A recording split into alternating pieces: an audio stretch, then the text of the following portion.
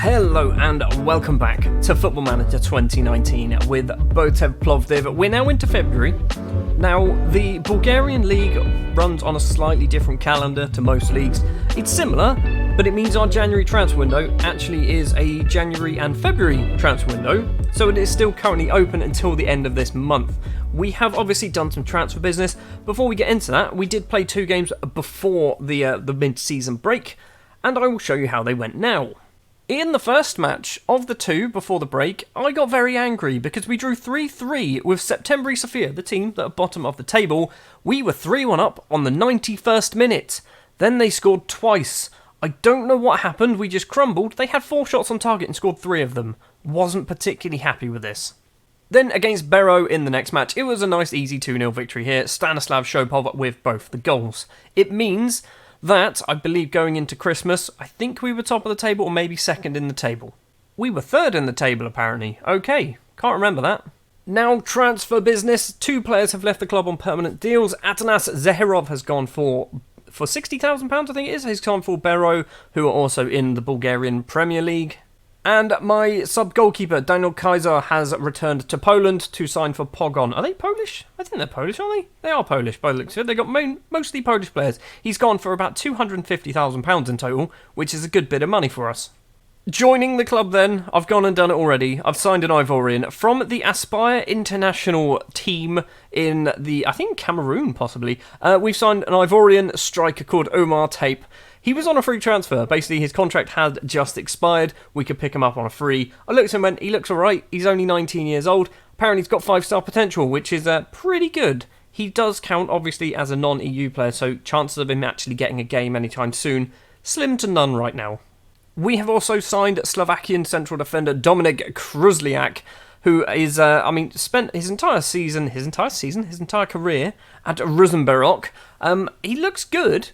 Apart from mentally, his determination is not great, is it? He is on a backup deal. He's 3.5-star current ability, 4-star potential. So he's actually technically an improvement on some of our players. I just needed a bit more depth in that central defending position. We also needed a bit of depth on that right-hand side of midfield. Basically, we've got Nedlev, we have Klups, we now have Sheila. We're going to call him Sheila because I not a chance. We just get rid of these, get rid of those.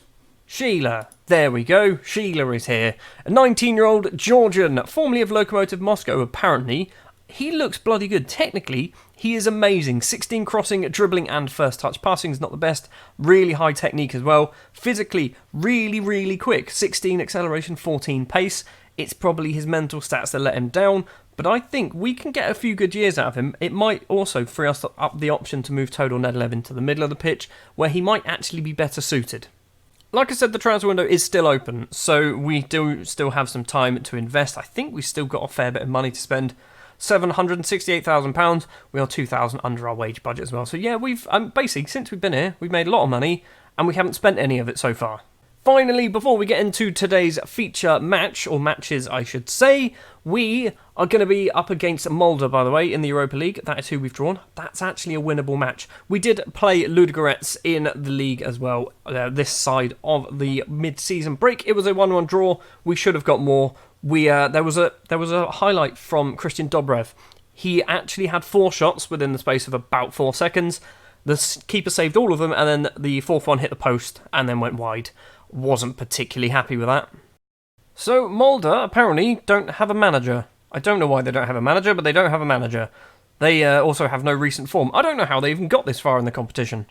With all the new signings that we've made, you're not going to see any of them in the Molde game because basically the registration restrictions meant that we couldn't actually register half of the players either. And yeah, they're not the best. So we're going to have, the starting 11 is going to be the usual really. Alan Cherry in goal, Jonathan Terziev, Boschnowitz and Zemjarski as the back 4. Thomas Sivka and Jakub Moda will be the 2 central midfielders with Todor Nedlev, Stanislav Shopov, Antonio Vutov and Christian Dobrev as the front 4. This is, by the way, Nedlev's second match back. He did play a little bit in the match against Ludogorets. He came off the bench. This is his first start since breaking his foot in December. I'm pretty sure he's fine. I think he did score a hat-trick in some of the mid-season friendlies.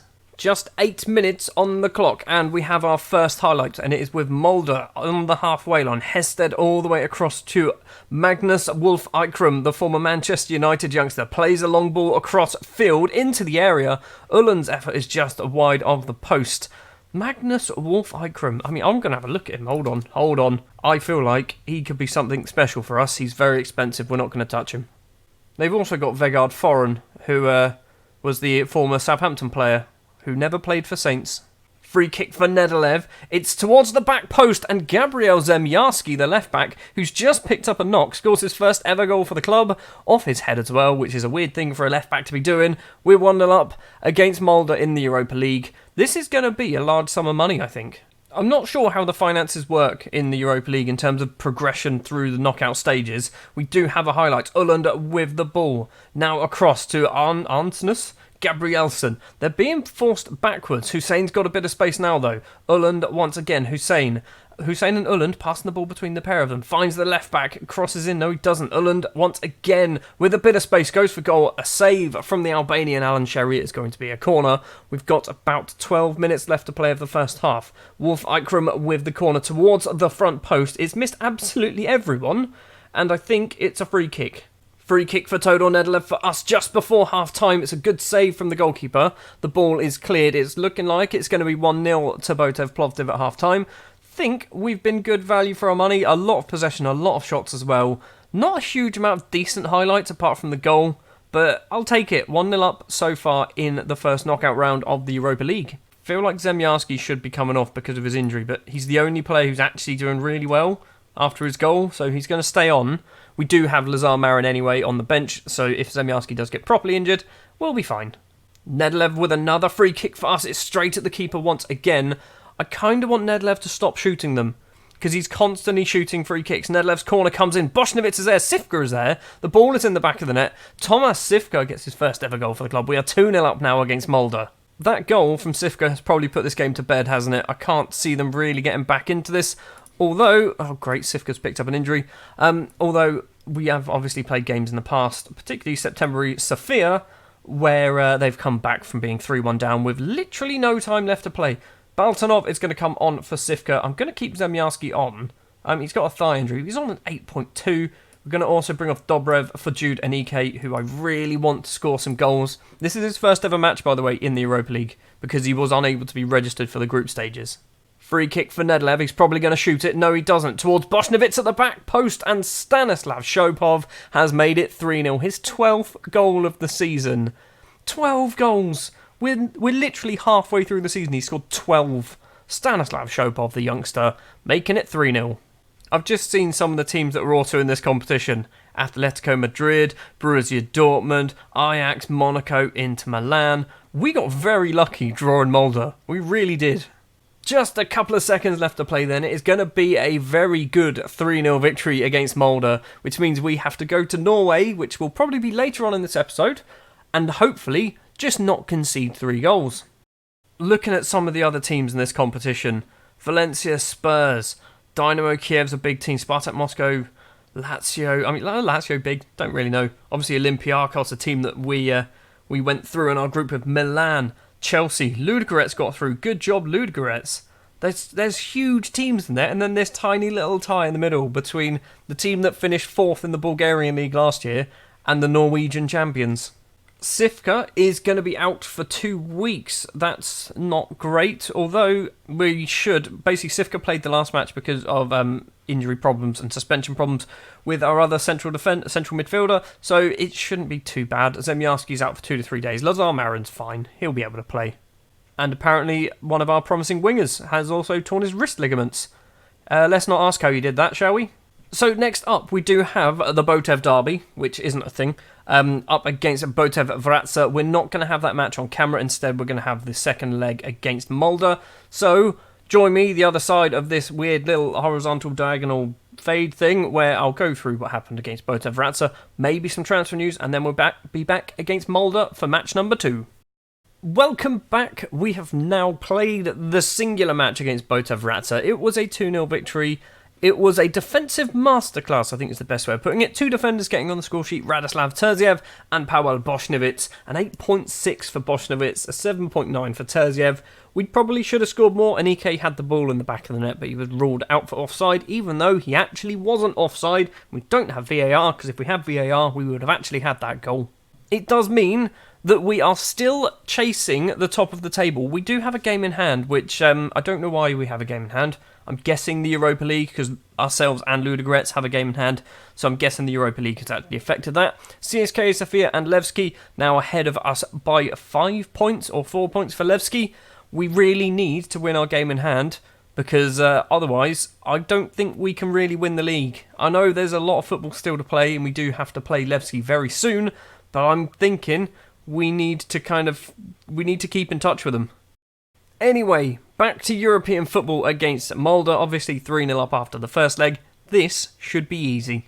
And because we're 3-0 up after the first leg, I've done a few changes. A couple of players are getting matches that don't normally get games. So in goal is going to be Alan Sherry, Jonathan, Dominik Kruzliak is going to be making his debut, Paweł Bośniewicz, and Lazar Marin has come in for Zemiarski, who's not injured or anything. I just thought, let's give Lazar Marin a game.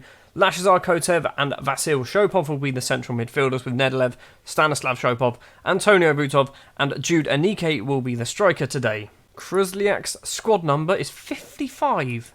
Have we genuinely assigned that many?